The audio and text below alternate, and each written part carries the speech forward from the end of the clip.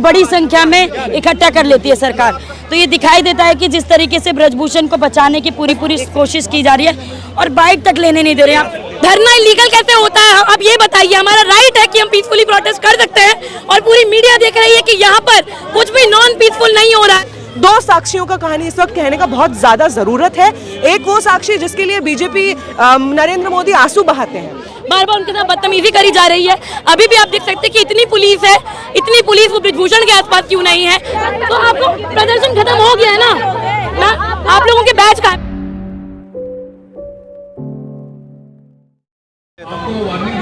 क्या कहिएगा मैम कि आप यहाँ पर आई हुई हैं, आपको वार्निंग दी जा रही है, धारा 144 लगा दिया गया है जंतर मंतर। ये चीज़ तो शायद इस वक्त और दिखाया जाना चाहिए, क्योंकि पिछले जितने भी मूवमेंट्स रहे हैं, आंदोलन रहे हैं, चाहे वो किसान आंदोलन हो, सीएए का आंदोलन है, उसमें इस तरह की ही वार्निंग्स दी जाती थी। उसमें इसी तरीके के केसेस लगाए जाते थे आम एक्टिविस्ट्स पर। और उस वक्त जो लोगों के मन में था कि ये शायद कुछ और लोग हैं, पता नहीं यही काम होता होगा इनका।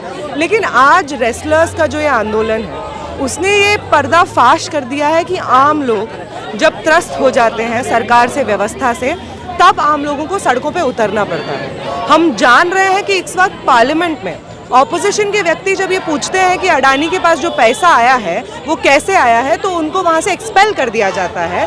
पार्लियामेंट में कोई किसी की नहीं सुनी जा रही है, ऑपोजिशन को खत्म करने की कोशिश की जा रही है। जो अकेला ऑपोजिशन इस वक्त इस देश में एग्जिस्ट करता है वो सड़कों पे एग्जिस्ट करता है। उसी ऑपोजिशन का एक बहुत बड़ा मूवमेंट, एक बहुत बड़ा रूप हम लोग रेसलर्स मूवमेंट के तरह से देख रहे हैं।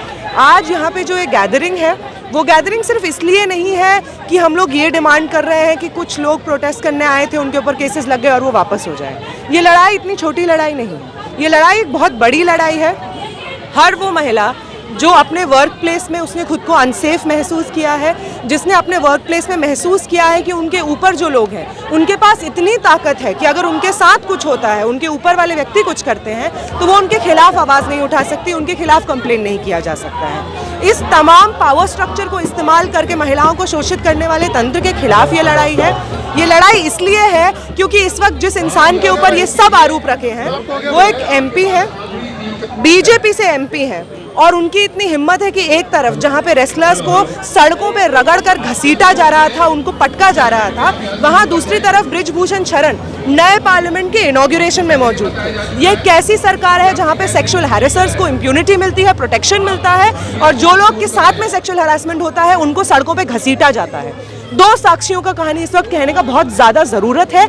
एक वो साक्षी जिसके लिए बीजेपी नरेंद्र मोदी आंसू बहाते हैं, एकदम उनको न्याय मिलना चाहिए, उनके परिवार को न्याय मिलना चाहिए। इसके लिए हम लोग भी खड़े हैं और इसके लिए भी लगातार आवाज़ उठाते रहेंगे। लेकिन एक दूसरी साक्षी भी है जिन्होंने शायद भाजपा के नेता के खिलाफ आवाज़ उठाई है, इसलिए उनके ऊपर कोई बात नहीं कर रहा है। इसलिए नरेंद्र मोदी एक आंसू नहीं बहाएंगे साक्षी मलिक के लिए, वो आंसू बहाएंगे जब वो देखेंगे कि किसी भी इंसिडेंट को कम्युनल रूप कैसे दिया जा सकता है। उनके लिए सेक्सुअल हरासमेंट एक क्राइम नहीं है, महिलाओं के ऊपर हुआ उत्पीड़न नहीं है।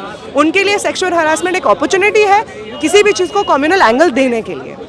ये बात जितनी जल्दी हम लोग सब समझ जाएं, इस वक्त देश की ज़्यादा से ज़्यादा जनता समझ ही रही है, लेकिन जो लोग नहीं समझ रहे वो लोग इसको ज़रा देखें।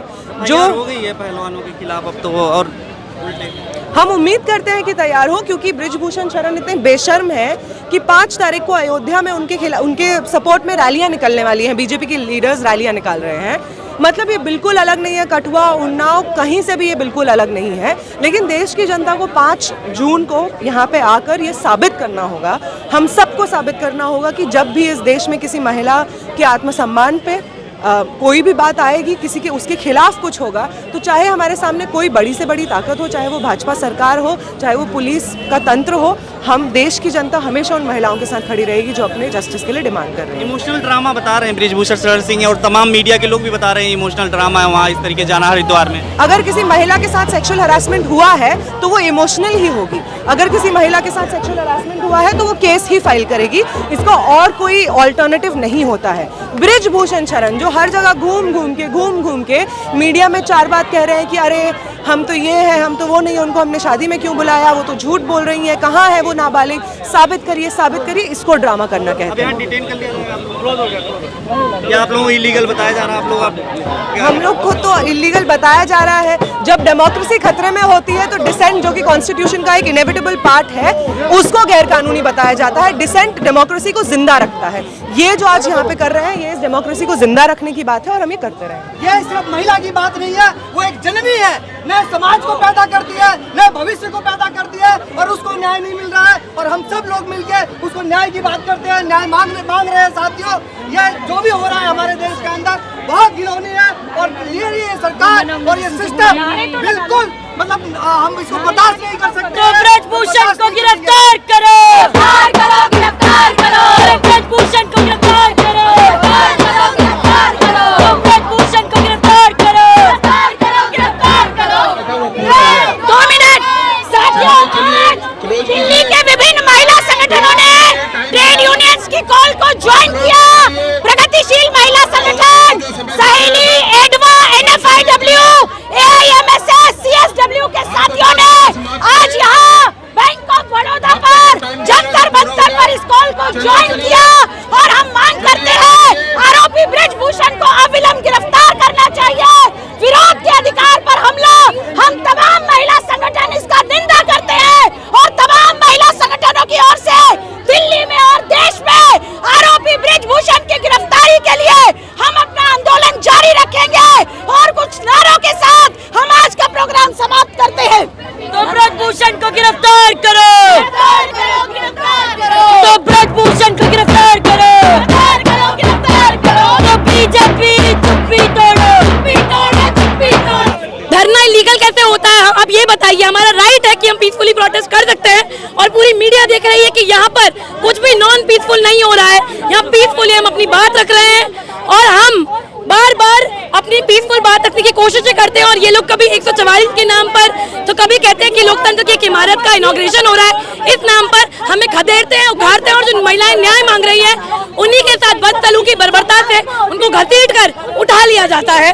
हम लोग बार बार न्याय की गुहार लगा रहे हैं। 6 महीने हो गए हैं जब से पहलवानों वाली बात बाहर आई थी, पर कुछ नहीं हो रहा है, कोई कार्रवाई नहीं होती है। और ये कितनी दुखद बात है कि जिस दिन हमारे देश में लोकतंत्र की इमारत का इनॉग्रेशन हो रहा था, उसी दिन इस देश की जो 50% आबादी है जो महिलाओं की है, वो घसीटी जा रही थी, उनके साथ बदतमीजी हो रही थी, उनको उठा उठा के पुलिस ने ऐसे खदेड़ा था जैसे हम कोई गैर कानूनी लोग हो, कोई बहुत ही इलेजिटिमेट मांग के लिए इकट्ठे हुए हो, पर ऐसा नहीं है। और हम यहाँ से अपना आंदोलन का यही आह्वान करें कि हम तब तक लड़ेंगे, तब तक संघर्ष करेंगे, जब तक न्याय नहीं मिलता है। यहाँ पुलिस का इंतजार कर लीजिए ना, जांच का वो कह रहे हैं। देखिए 3 महीने लग गए थे हमारे देश में एक FIR दर्ज करने में। जब तक सुप्रीम कोर्ट ने निर्देश नहीं दिए थे, तब तक हमारी पुलिस ने एक FIR भी दर्ज नहीं करी थी।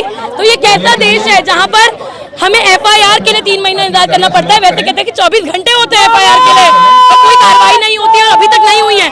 अभी तक एक अरेस्ट तक नहीं हुआ एक नॉन बेलेबल ऑफेंस पे।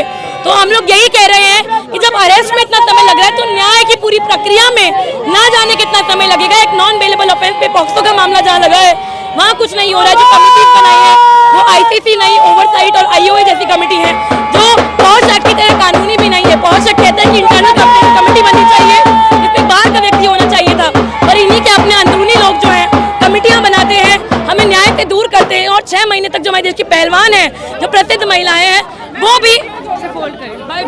भी क्या कहते हैं, उनको न्याय नहीं मिल पाता है। तो हमारे देश की जो आम महिला है उसका क्या होगा? इसलिए जब बार बार महिला संगठन आंदोलन करते हैं, तो यही आवाज उठा रहे हैं कि अगर हमारी देश की जो सशक्त महिलाएं उनके साथ ये हो रहा है, तो देश में जो घरों में काम करने वाली, खेत में काम करने वाली, कंस्ट्रक्शन साइट में काम करने वाली महिलाएं, उसका क्या होगा? उसकी तो रपड़ भी नहीं लिखाई जाती होगी। अपील कर रहे हैं देश से। आज यहाँ पर खाप पंचायत की मीटिंग भी हो रही है सोरम में, और हमारी अपील है कि ब्रजभूषण को तुरंत गिरफ्तार करना चाहिए, और जो महिलाओं के साथ बदसलूकी हुई है 28 तारीख को जो पुलिस ने बदसलूकी करी है, उस पर भी कार्रवाई होनी चाहिए। कि पीसफुली प्रोटेस्ट करते हुए प्रोटेस्टर्स को बार बार उठाया जा रहा है, बार बार उनके साथ बदतमीजी करी जा रही है।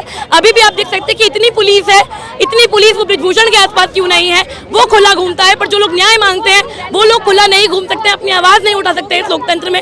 उसके पास तो सारे तरीके हैं ना, हमारे पास नहीं है। यही हमारी आवाज है। तो आपको प्रदर्शन खत्म हो गया है ना? आप लोगों के बैच कहाँ है? पहले सबके नेम प्लेट्स कहाँ है आपके? आप देख लीजिए इनके, हमें ये कानून बता दें इनकी नेम प्लेट्स कहाँ है सारी कांस्टेबल की। अलग-अलग शहरों पे अलग-अलग जगहों में